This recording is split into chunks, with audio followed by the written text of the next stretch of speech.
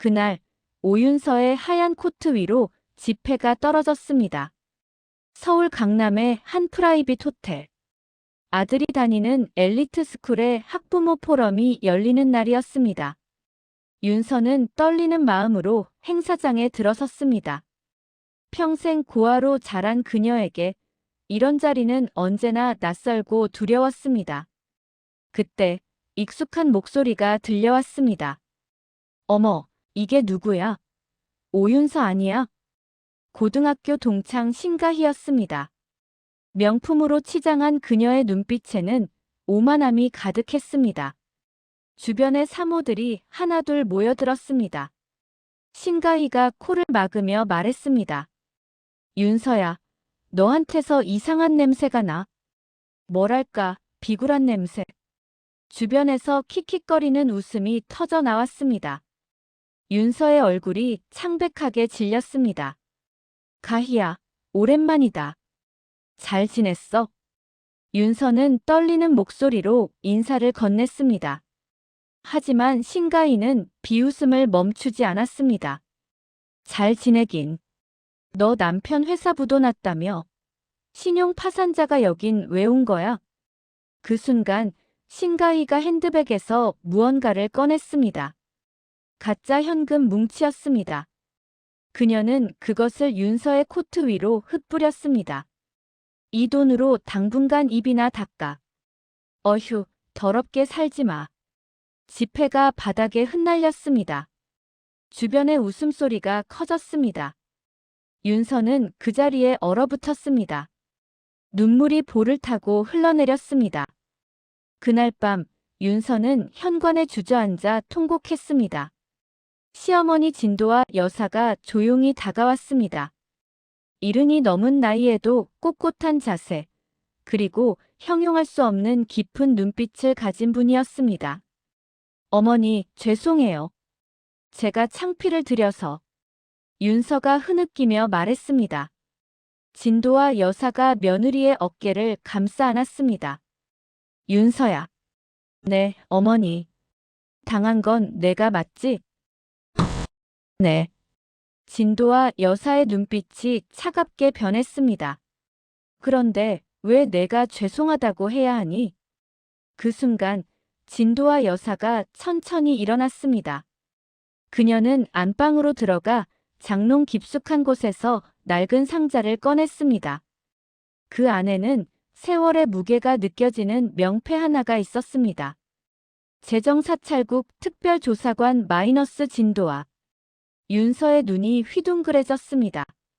시어머니가 천천히 전화기를 들었습니다. 국장님, 저 진도아입니다. 오랜만에 연락드립니다.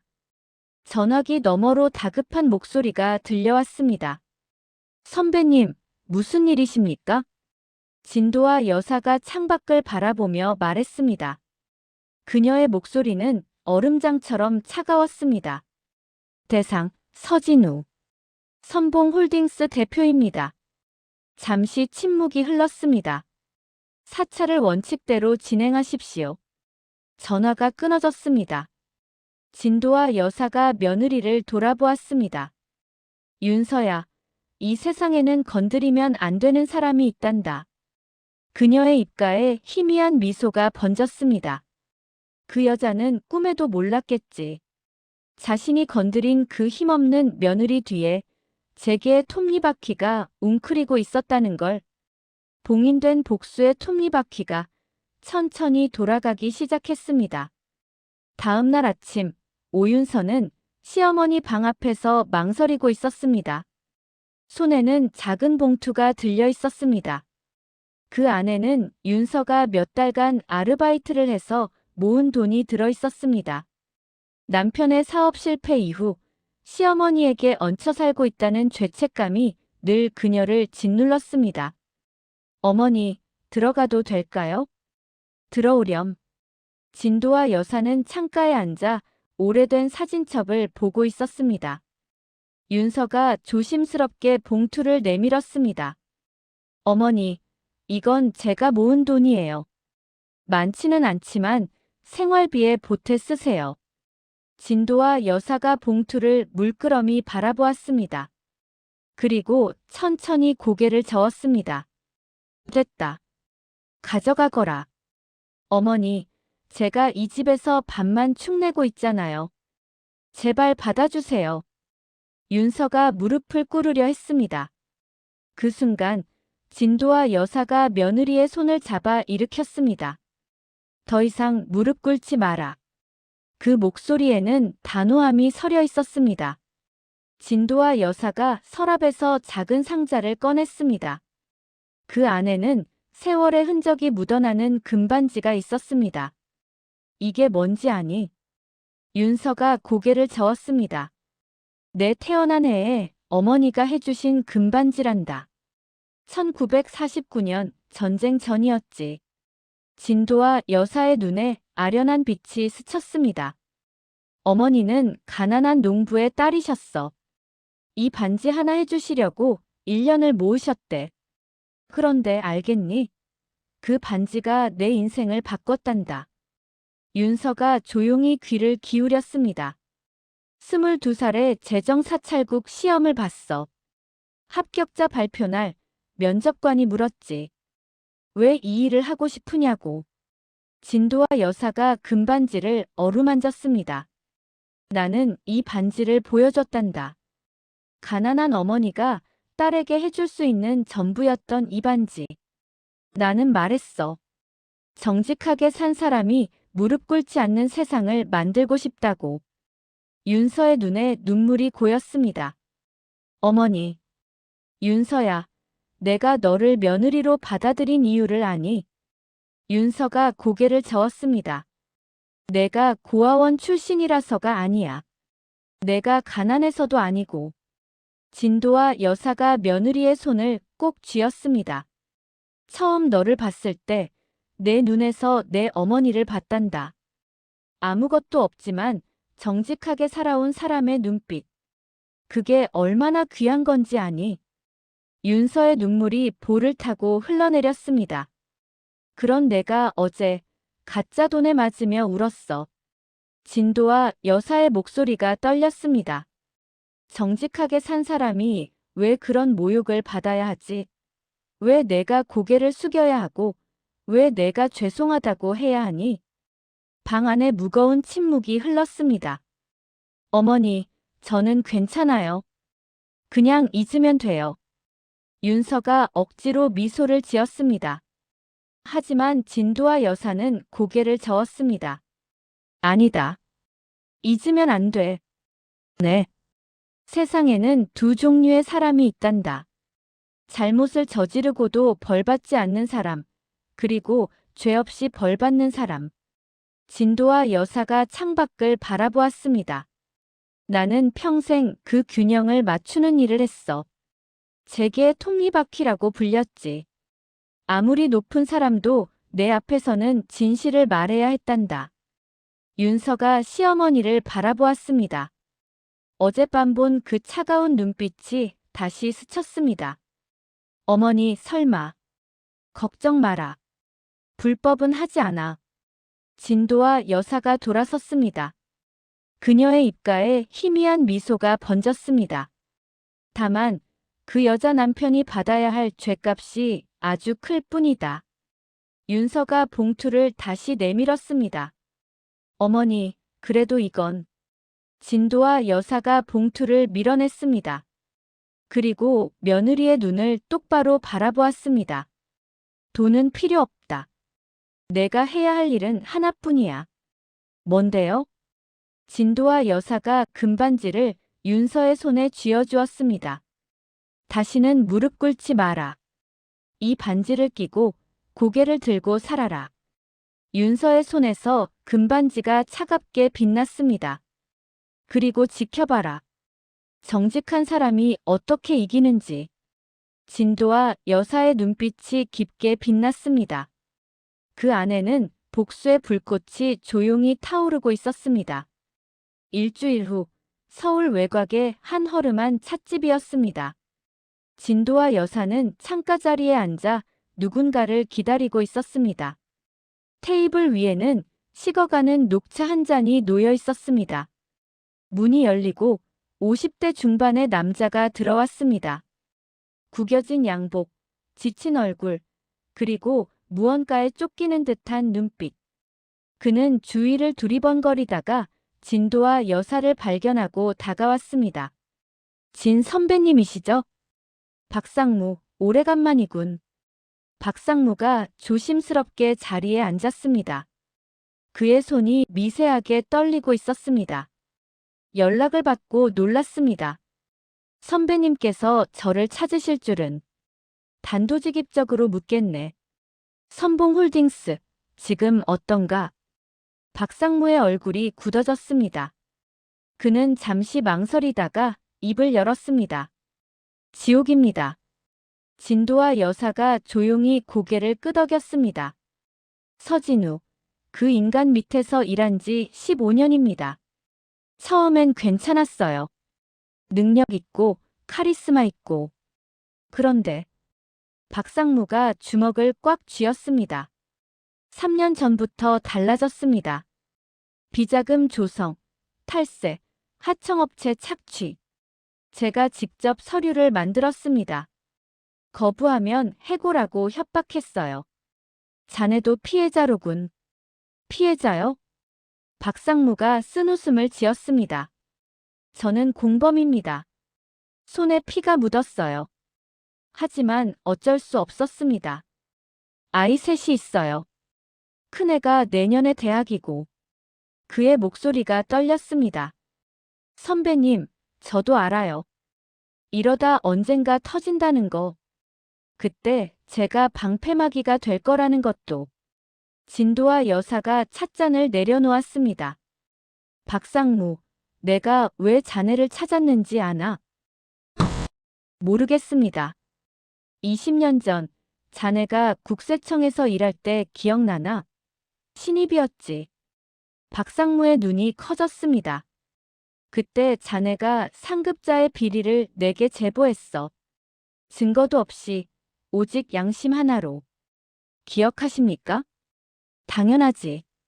그때 자네가 뭐라고 했는지 아나? 박상무가 고개를 저었습니다. 정직하게 살고 싶다고 했어. 자식들한테 떳떳한 아버지가 되고 싶다고. 침묵이 흘렀습니다. 박상무의 눈에 눈물이 고였습니다. 그 마음, 아직 남아있나? 선배님, 나는 자네를 공범으로 보지 않아. 피해자로 본다네. 진도와 여사가 몸을 앞으로 기울였습니다.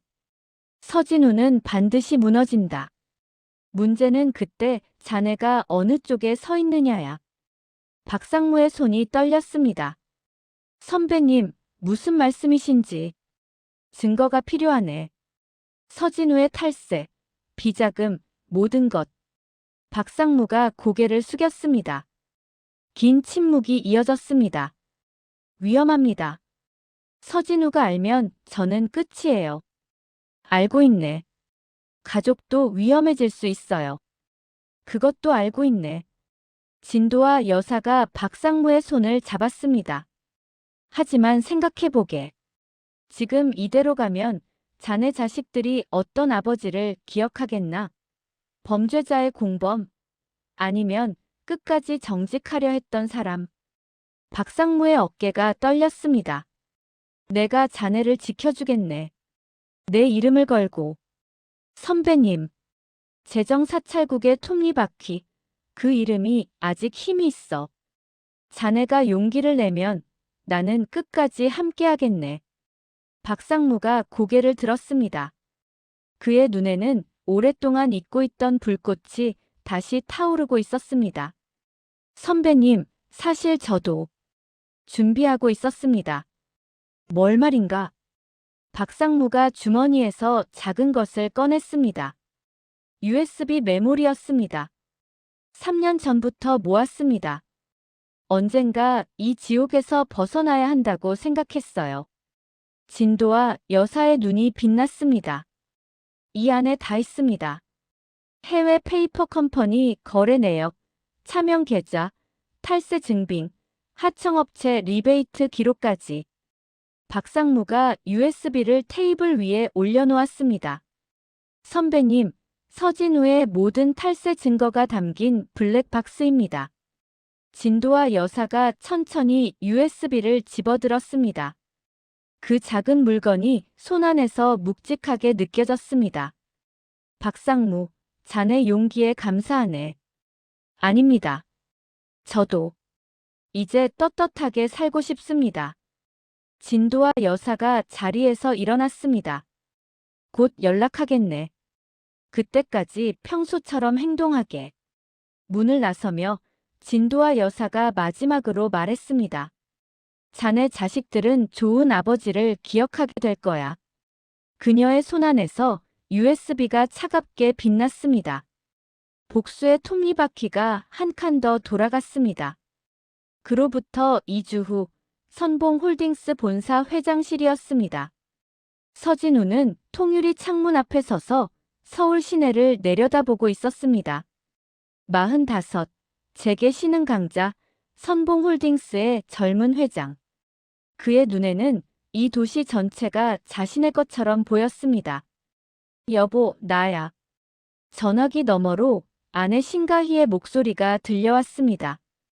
오늘 청담동 백화점에서 VIP 행사한대. 새로 나온 에르메스 버킨백 보러 갈 거야. 카드 한도 좀 올려놔. 얼마나? 5천만 원이면 되겠지? 아, 그리고 다음 주 엘리트 스쿨 후원금도 내야 해. 1억. 서진우가 피식 웃었습니다. 당신 쓰는 돈이 우리 회사 팀장 연봉보다 많아. 당연하지. 나는 회장 부인이잖아. 품위 유지비야. 품위 유지비. 전화가 끊어졌습니다. 서진우는 고개를 저으며 창밖을 바라보았습니다. 그때 그의 휴대폰이 울렸습니다. 문자 메시지였습니다. 발신자는 주거래은행. KB국민은행 서진우 고객님, 귀하의 기업대출 300억 원에 대한 조기 상환 요청 안내드립니다. 상세 내용은 담당자에게 문의 바랍니다. 서진우의 미간이 찌푸려졌습니다. 뭐야, 이게? 연달아 문자가 들어왔습니다. 신한은행 선봉홀딩스 대표 서진우님, 신용등급 재심사 통보. 대출 한도 조정 예정. 우리은행 긴급 안내 담보 재평가 요청. 영업일 기준 3일 내 서류 제출 요망. 하나은행 서진우 고객님, 대출 심사위원회 소집 통보. 자세한 사항은 영업점 방문 바랍니다. 서진우의 얼굴이 창백하게 질렸습니다.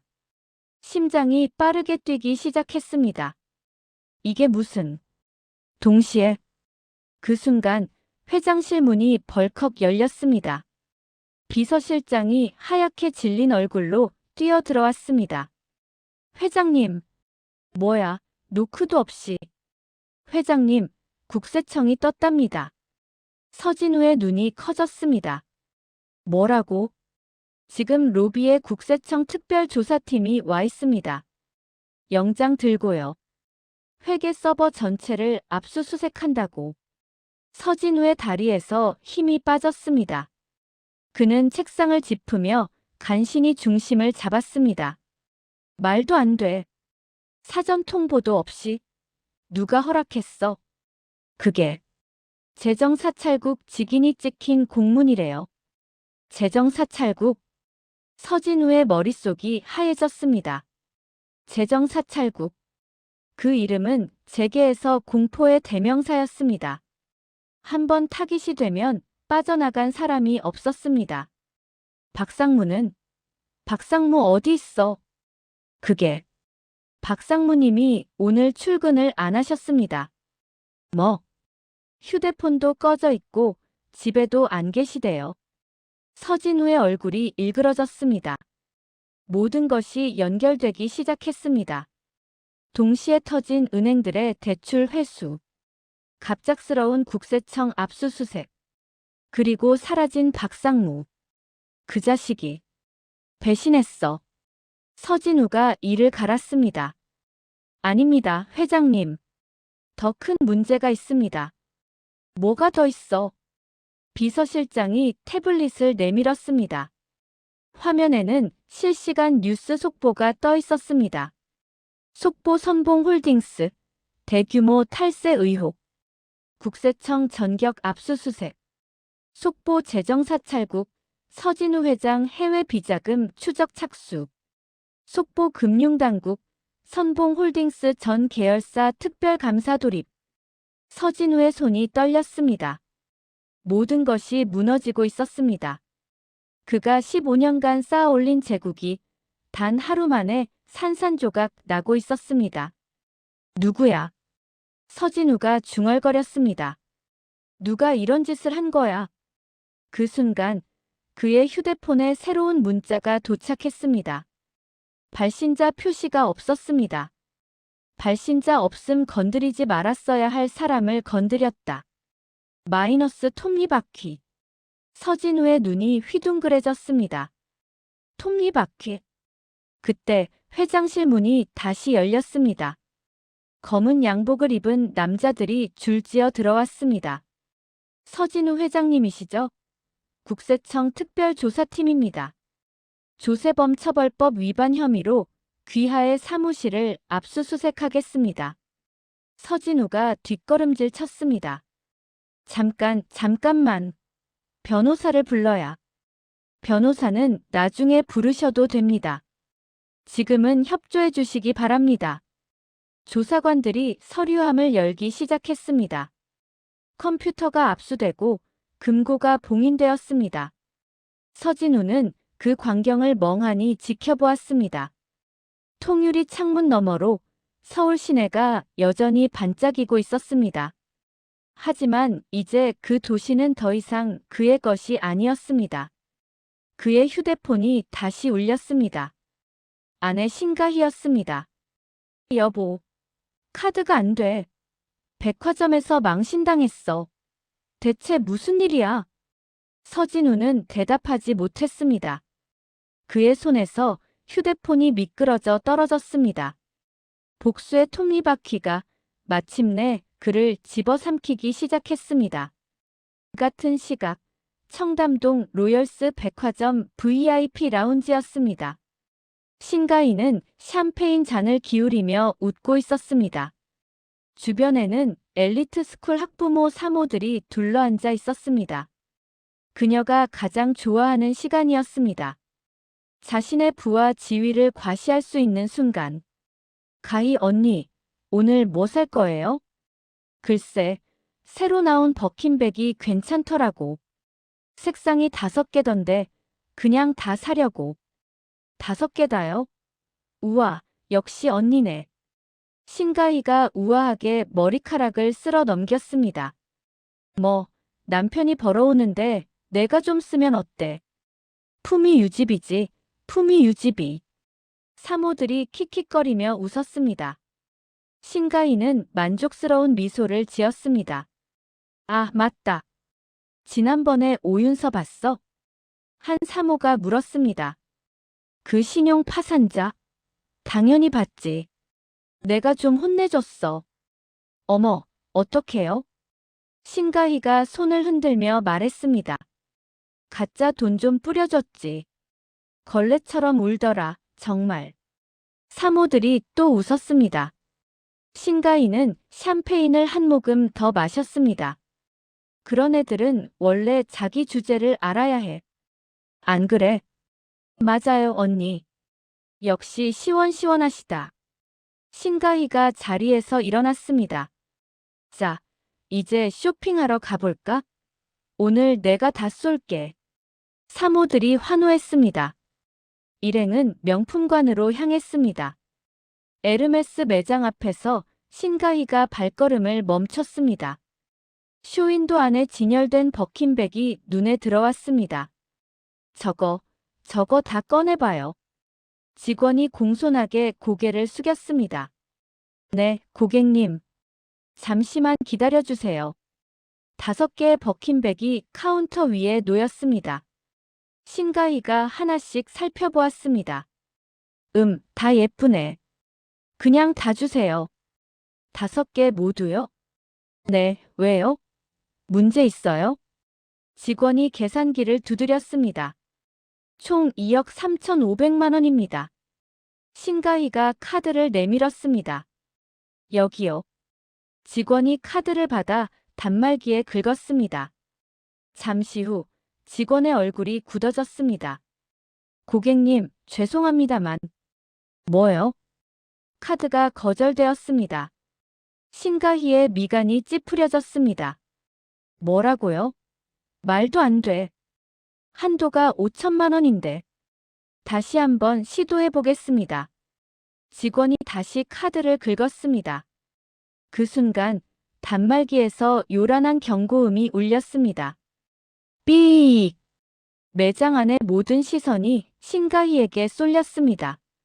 직원의 얼굴이 창백해졌습니다. 고객님, 이건 압류 경고입니다. 뭐요? 카드가 압류되었다는 메시지가 떴습니다. 신가희의 얼굴이 하얗게 질렸습니다. 주변에서 수군거리는 소리가 들려왔습니다. 어머, 저거 봐. 카드 압류래. 선봉홀딩스 회장 부인 아니야? 세금 안 냈나 봐. 쯧쯧. 신가희가 다른 카드를 꺼냈습니다. 이거로 해봐요. 삐익! 같은 경고음이 울렸습니다. 이것도 압류입니다, 고객님. 신가희가 지갑을 뒤졌습니다. 카드를 하나씩 내밀었습니다. 하지만 결과는 같았습니다. 삐익! 삐익! 삐익! 모든 카드가 압류되어 있었습니다. 신가희의 손이 떨리기 시작했습니다. 말도 안 돼. 이럴 리가 없어. 주변의 수군거림이 점점 커졌습니다. 어머, 저거 완전 망신이다. 그러게, 평소에 잘난 척하더니. 역시 허세였어, 허세. 신가희의 얼굴이 벌겋게 달아올랐습니다. 함께 왔던 사모들이 슬슬 뒤로 물러서기 시작했습니다. 가희야, 나 갑자기 약속이 생겨서. 나도 가봐야 할 것 같아. 언니, 다음에 연락해. 하나둘 사라지는 사모들. 신가희가 손을 뻗었습니다. 잠깐만. 나 좀 도와줘. 하지만 아무도 돌아보지 않았습니다. 조금 전까지 아첨하던 얼굴들이 이제는 차갑게 등을 돌렸습니다. 신가희의 휴대폰이 울렸습니다. 남편 서진우였습니다. 여보, 대체 무슨 일이야? 카드가 다 압류됐어. 전화기 너머로 서진우의 지친 목소리가 들려왔습니다. 가희야, 집으로 와. 지금 당장. 뭔데? 무슨 일이야? 국세청이 들이닥쳤어. 회사가 끝났어. 신가희의 손에서 휴대폰이 미끄러질 뻔했습니다. 뭐라고? 비자금이 다 털렸어. 해외 계좌도.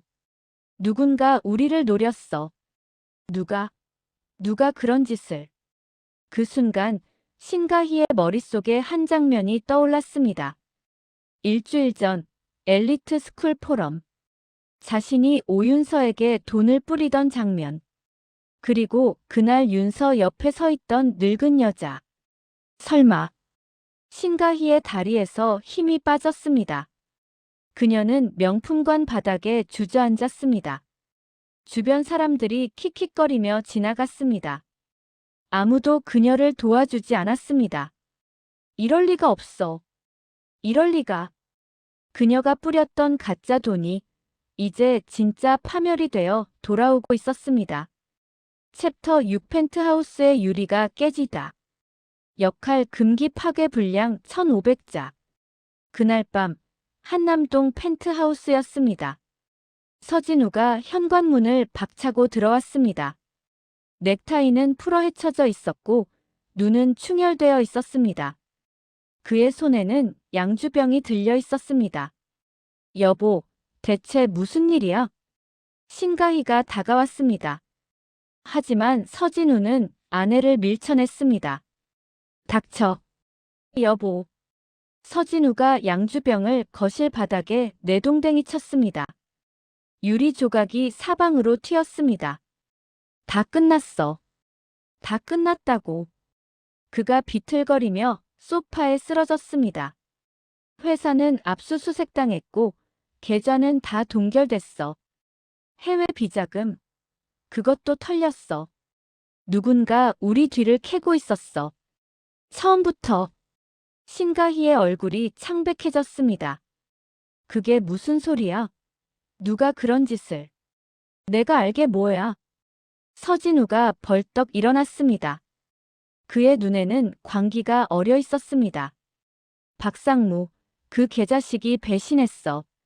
15년을 먹여 살렸는데 뒤통수를 쳤어. 그가 거실을 휘저으며 걸어 다녔습니다. 근데 이상해. 박상무 혼자서는 못해. 누군가 뒤에 있어.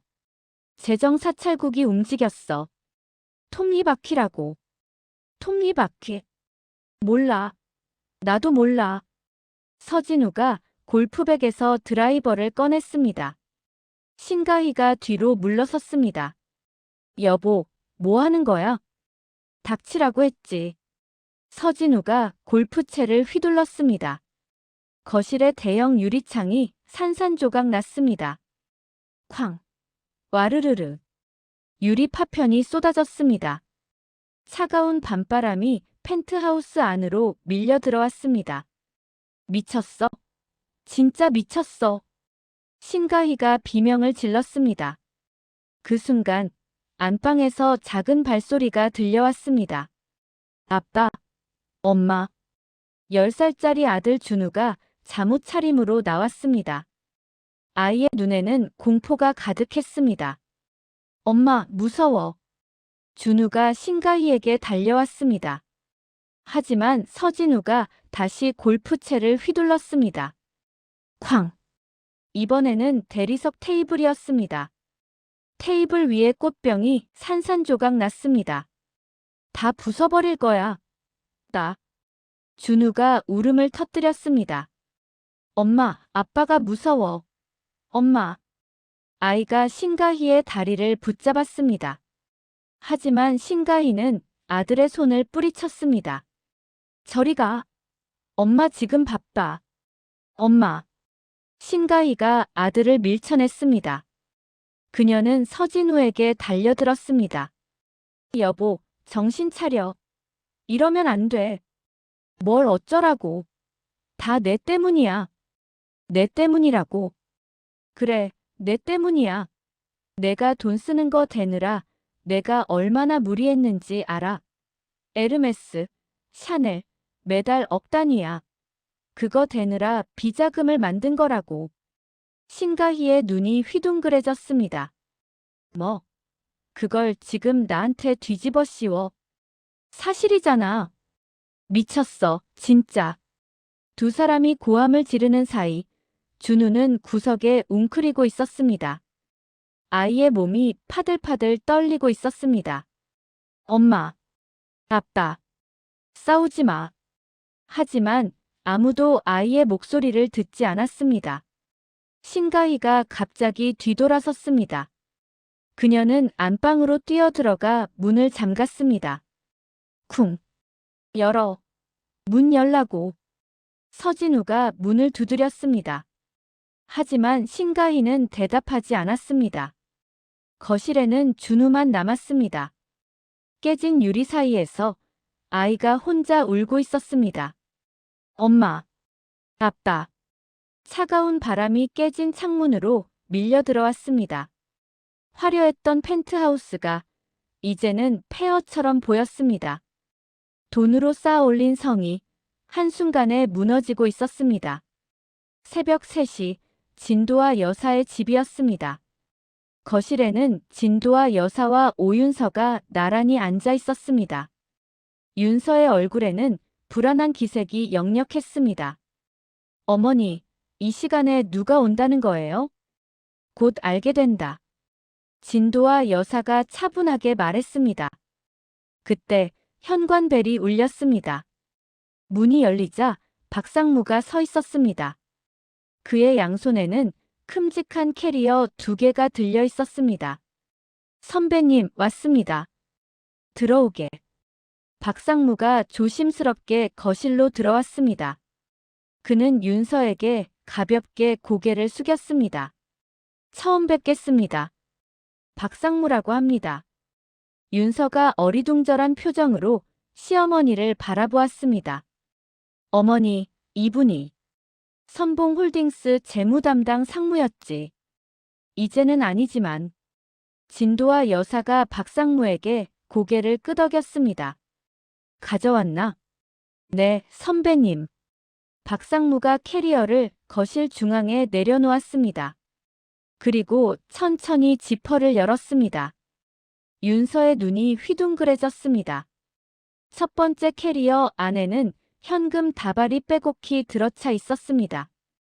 5만 원권이 묶음으로 정리되어 있었습니다. 두 번째 캐리어에는 금빛으로 빛나는 골드바가 가지런히 놓여 있었습니다. 이게 뭐예요? 윤서가 떨리는 목소리로 물었습니다. 박상무가 고개를 숙였습니다. 제가 지시하신 대로 선봉의 모든 것을 가져왔습니다. 무슨 말이에요? 어머니, 이게 대체. 진도와 여사가 차분하게 입을 열었습니다. 서진우가 15년간 빼돌린 비자금이다. 탈세와 횡령으로 모은 돈이지. 윤서의 얼굴이 창백해졌습니다. 이걸 왜 우리 집에? 원래 주인에게 돌아가야 하니까. 원래 주인이요? 진도와 여사가 박상무를 바라보았습니다. 설명해주게. 박상무가 서류 뭉치를 꺼냈습니다. 이 비자금의 상당 부분은 하청업체들에게서 착취한 돈입니다. 리베이트, 단가 후려치기, 부당계약. 수십 개 중소기업이 피해를 입었습니다.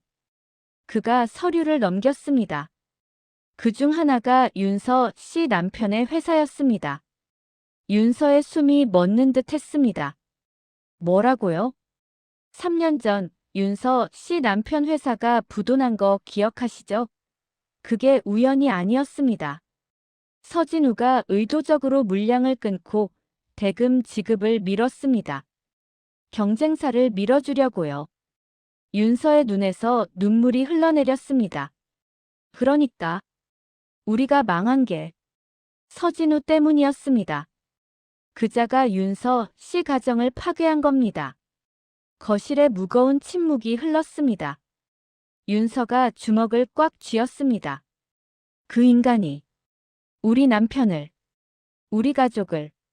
진도와 여사가 며느리의 손을 잡았습니다. 이제 알겠니? 그 여자가 너에게 뿌린 가짜 돈. 그건 원래 내 것이었어. 내 남편이, 내 가족이 흘린 피와 땀이었단다. 윤서의 어깨가 떨렸습니다. 어머니, 이 돈은 국세청에 신고할 거야. 피해 기업들에게 배상금으로 돌아갈 거다. 물론 내 남편 회사 목도 포함해서. 박상무가 고개를 숙였습니다. 선배님, 그리고 한 가지 더 있습니다. 뭔가? 서진우가 도주를 준비하고 있습니다. 내일 새벽 비행기로 필리핀으로 떠날 계획입니다. 진도와 여사의 눈이 차갑게 빛났습니다. 걱정 마라. 이미 손을 썼다. 그녀가 창밖을 바라보았습니다. 동이 트기 시작하고 있었습니다. 그자는 어디로도 도망치지 못해. 다음 날 오후, 진도와 여사의 집 거실이었습니다. 초인종이 울렸습니다. 윤서가 문을 열자 예상치 못한 얼굴이 서 있었습니다. 신가희였습니다. 화장은 번져 있었고 머리는 헝클어져 있었습니다. 명품으로 치장하던 그녀의 모습은 온데간데 없었습니다. 구겨진 원피스에 맨발에 슬리퍼를 끌고 있었습니다. 윤서야. 신가희가 떨리는 목소리로 말했습니다. 제발 도와줘. 너밖에 없어. 윤서가 아무 말 없이 그녀를 바라보았습니다. 신가희가 현관에 무릎을 꿇었습니다. 미안해. 그때 내가 잘못했어. 돈 뿌린 거, 모욕한 거 다 사과할게. 제발. 그녀의 눈에서 눈물이 흘러내렸습니다. 남편이 도망가려고 해. 나랑 준우는 버리고. 재산도 다 압류당했어. 갈 데가 없어, 윤서야.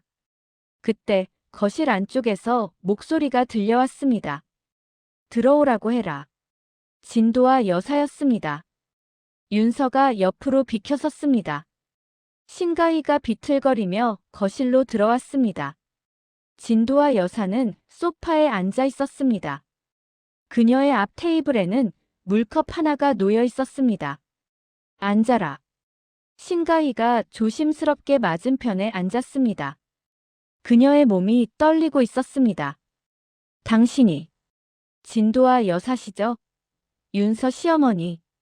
그래. 그리고 내가 그렇게 무시했던 힘없는 할머니지. 신가희의 얼굴이 창백해졌습니다.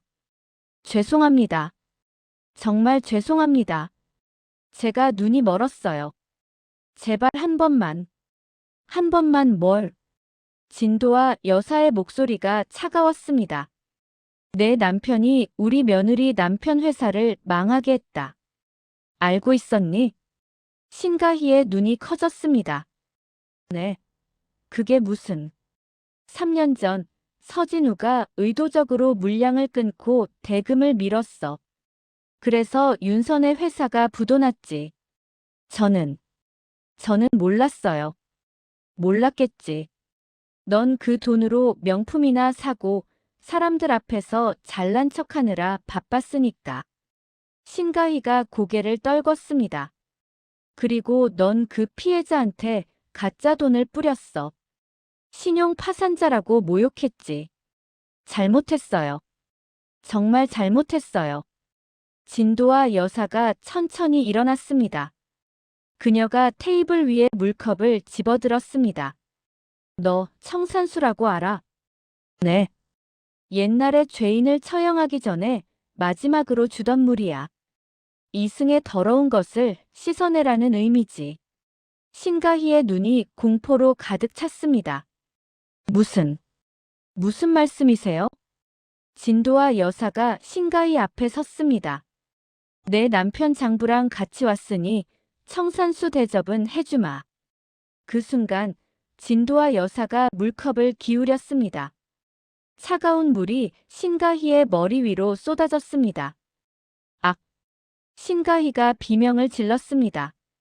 물이 얼굴을 타고 흘러내렸습니다. 번진 화장이 더욱 처참하게 흘러내렸습니다. 이게 품격의 차이란다. 진도와 여사가 차갑게 말했습니다. 넌 가짜 돈을 뿌렸지. 나는 진짜 물을 부었어. 어떤 게 더 치욕스럽니? 신가희가 바닥에 엎드려 울었습니다. 그때 밖에서 사이렌 소리가 들려왔습니다. 위잉, 위잉. 경찰차 사이렌이었습니다. 한 대가 아니었습니다.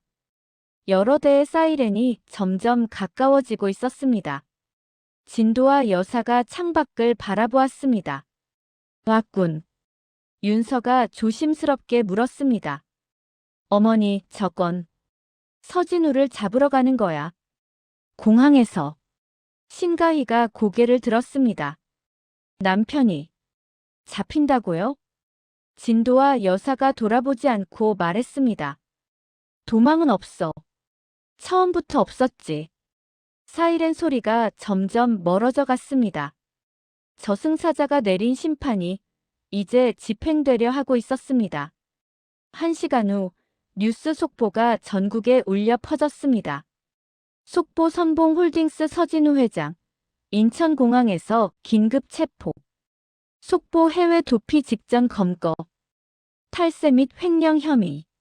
속보 재정사찰국 수사에 전적으로 협조할 것. 진도와 여사의 집 거실에서 신가희는 여전히 바닥에 주저앉아 있었습니다. 젖은 머리카락이 얼굴에 달라붙어 있었습니다.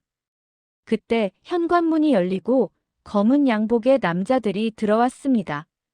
국세청 직원들이었습니다. 신가희 씨 되시죠? 체납 세금 및 압류 재산 확인차 나왔습니다. 신가희가 고개를 들었습니다. 압류요? 네. 서진우 씨 명의의 모든 재산이 압류 대상입니다. 부인 명의로 된 것도 포함됩니다. 직원 한 명이 빨간 딱지 뭉치를 꺼냈습니다. 압류 스티커였습니다. 지금 착용하고 계신 물품도 확인해야 합니다. 신가희가 자신의 몸을 내려다보았습니다.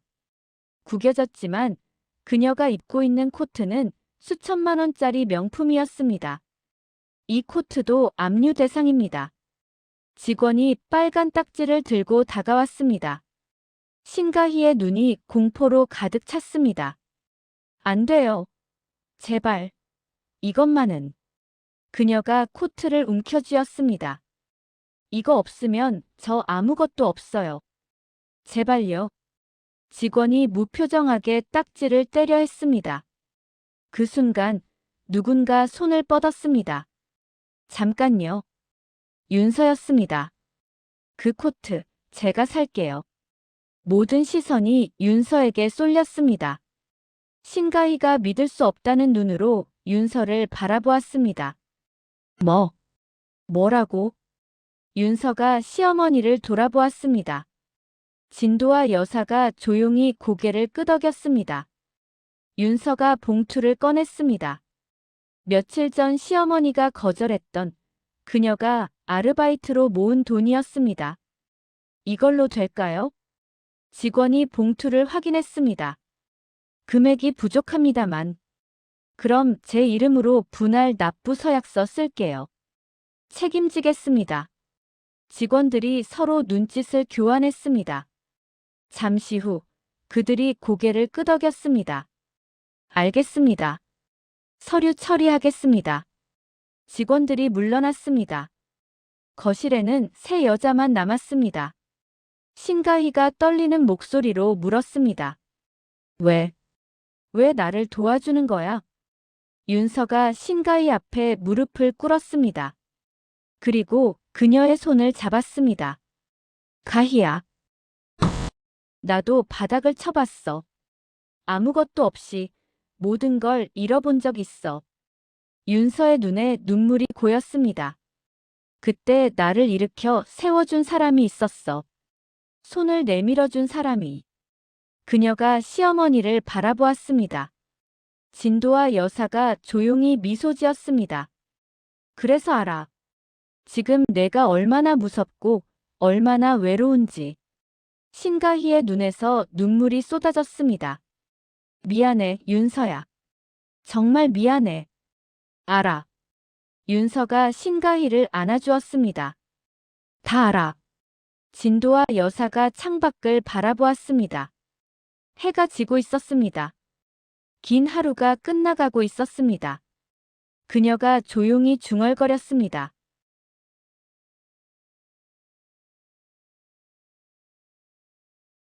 진정한 승리는 복수가 아니란다. 윤서가 고개를 들었습니다. 짓밟힌 자를 일으켜 세우는 것. 그게 진짜 품격이야. 신가희가 윤서의 품에서 울었습니다. 윤서가 그녀의 등을 토닥였습니다. 거실에는 따뜻한 침묵이 흘렀습니다. 복수의 톱니바퀴는 멈췄습니다. 하지만 그 자리에는 증오가 아닌 용서가 남았습니다. 그것이 진도와 여사가 평생 지켜온 품격이었습니다. 그리고 이제 그 품격은 며느리에게로 이어지고 있었습니다. 여러분, 오늘 이야기 어떠셨나요? 복수로 끝나는 줄 알았는데 용서로 끝났죠.